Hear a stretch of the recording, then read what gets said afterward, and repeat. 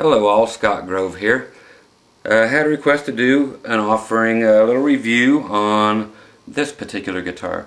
I know nobody knows what it is. That's what I like about guitars, getting the ones that nobody knows what the heck they are.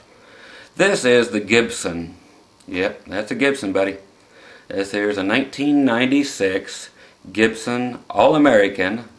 It's not just because it's made in America, it's called an All-American. They did a series of All-American guitars.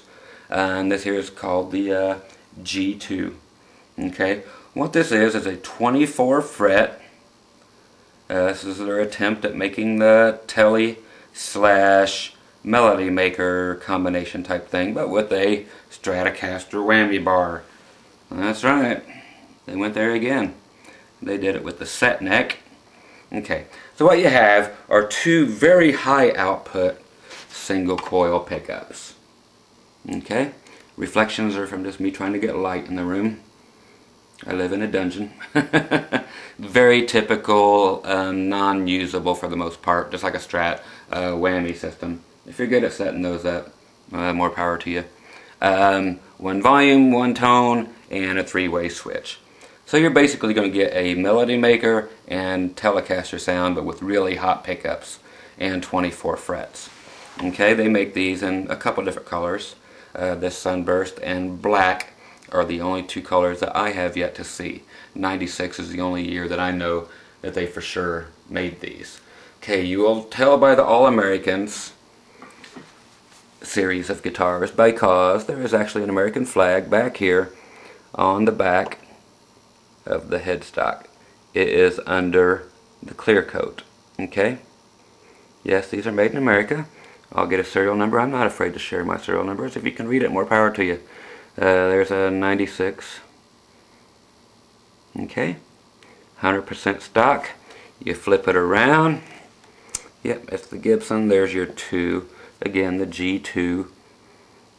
And it is a Gibson. It's the longest one they offer. 24 frets on a Gibson. They tried something different. The purists just simply won't buy into it. They go away. They become valuable. I pick them up. I like the weird ones. Okay? Give me something normal, I'm not going to like it. Okay, typical Gibson top hat knobs. Plugs in right down here at the bottom, just like a Les Paul would. Three-way toggle switch like a Les Paul would have. But like I said, you're dealing with two single coil pickups. Again, you have the typical Strat back plate is actually recessed. It's not on top, it's recessed into the body. You got dust on the back from me not cleaning my guitars. Your cavity control cover. Everything about this thing is mint. How does it sound? Exactly like it looks, but it is hot rodded. In no way other than stock. Like I said, just simply higher output single coils. Probably a good 6 dB at least hotter than any Strat pickup that is even a hot Strat pickup. Okay, so here it is right in the middle. Again, clean amp, nothing but reverb on, and I'm not going to color it up with any kind of distortion.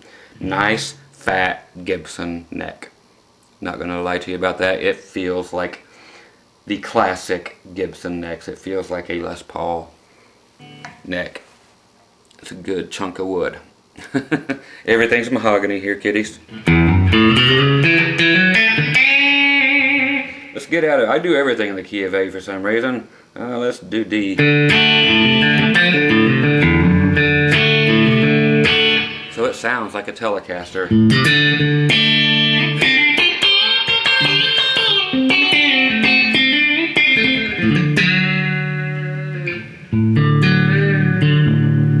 Okay, so there it is in the middle.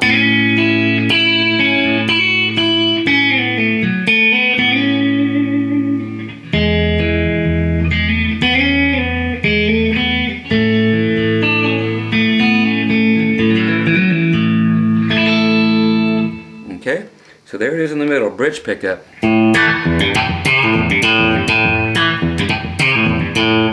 Okay, so nice country guitar actually.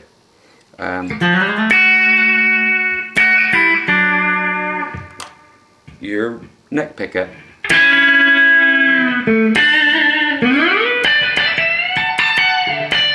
It's just got your typical single coil twang to these things. Again, the body is actually reminiscent of a very old melody maker. They made like 20 different melody maker style bodies, this being one of them.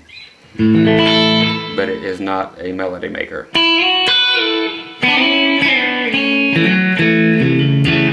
Again, if you're a whammy bar user, as long as you use it, you know, for subtleties, they're fine. Otherwise, they go way out of tune with no locking anything, just like any typical whammy does.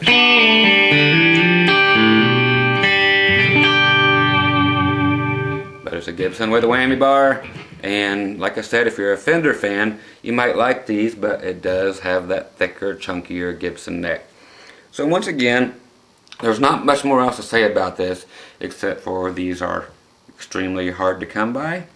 Again, Gibson people shun them because single coils, a whammy bar, blah blah blah. Why do people just pigeonhole themselves into one type of guitar? I don't know. Pick up a guitar because it's cool, not because what it's supposed to be. Pick out what works for you. So if you are a Telecaster fan or a Melody Maker fan, either one, I highly recommend this. Again, it is the Gibson All-American G2 model. Here's the bridge again.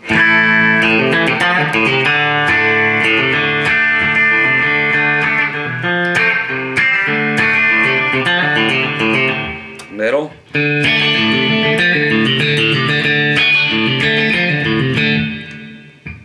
Neck.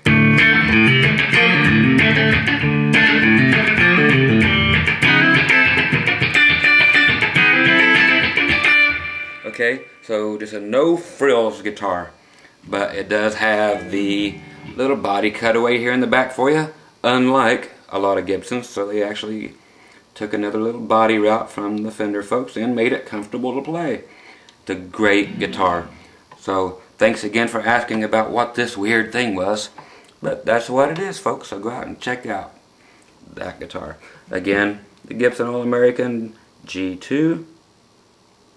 And you'll know because, like I said, on the All-American series, which was way too short-lived, you've got the flag buried underneath the finish there. So if you feel a sticker, it's a fake. So check these out if you get the chance. There's one or two right now floating around on eBay. They're sitting there because people don't know what they are. They're afraid of the unknown. But don't be afraid. It's a solid investment. Great guitar. And it's only going to go up because nobody's grabbing them. So if you're into it for guitar collecting for monetary purposes, grab one. These things will skyrocket soon enough. Okay? So there you go, kids. Once again, Scott Grove with the Gibson. Check him out.